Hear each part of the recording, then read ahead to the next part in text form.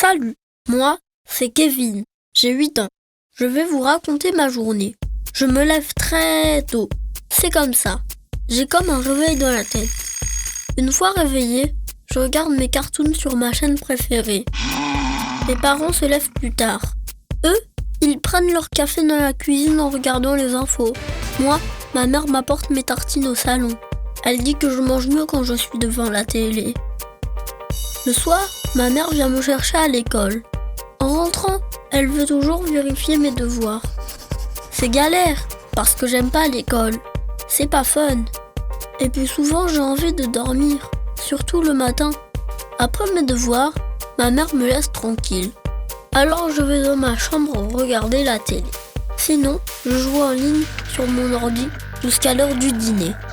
2 heures cool avec mes super-héros, ou alors je joue en ligne à Fun Massacre, un jeu interdit aux moins de 16 ans. Mais tout le monde y joue. Moi, depuis que j'ai eu ma tablette à 5 ans, je joue que sur écran. Le soir, on mange tous les 3 devant la télé. Après le dîner, la télé reste allumée. Ce qui est pas cool, c'est que j'arrive jamais à m'endormir. Je me relève plein de fois. Et puis la nuit, je fais des cauchemars. Alors je vais dans le lit de mes parents. Ça, faut pas le dire. Voilà, c'est ma vie de tous les jours. Une vie normale, quoi. Normal. Peut-être. Sauf que dans la tête de Kevin, il y a des monstres qui reviennent toutes les nuits. Ça s'appelle des cauchemars. Kevin dort mal. Du coup, il somnole le matin en classe et l'après-midi, il est très agité. Sauf que Kevin a beaucoup de mal à fixer son attention en classe. Du coup, il a de mauvaises notes et il lit avec difficulté. Sauf que Kevin ne sait pas s'occuper autrement qu'avec des écrans. Sans eux, Kevin tourne en rond. Quand les écrans sont éteints, c'est la panique. Kevin ne sait pas être seul. Comment aider Kevin à combattre toutes ces difficultés ? Il existe une solution simple. Redonner à l'enfant le temps volé par les écrans. Voici 4 pas pour mieux grandir, pour retrouver le temps perdu et rendre la vie de Kevin plus cool. Ça commence par pas d'écran le matin, car ce sont des capteurs d'attention. Ils fonctionnent un peu comme la baguette d'un sorcier. Lorsque Kevin est devant, il n'a pas d'autre choix que de les regarder. Du coup, le cerveau de Kevin ne peut développer une attention volontaire nécessaire pour réussir à l'école. Pas d'écran pendant les repas. Quand la télévision est allumée pendant les repas, ses parents et Kevin se parlent moins.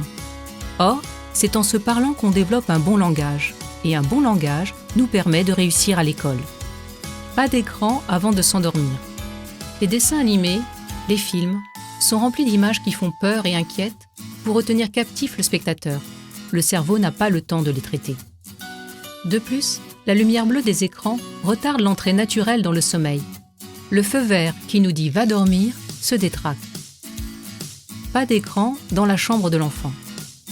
Avoir un écran dans sa chambre, c'est un peu comme avoir un paquet de bonbons sur sa table de chevet.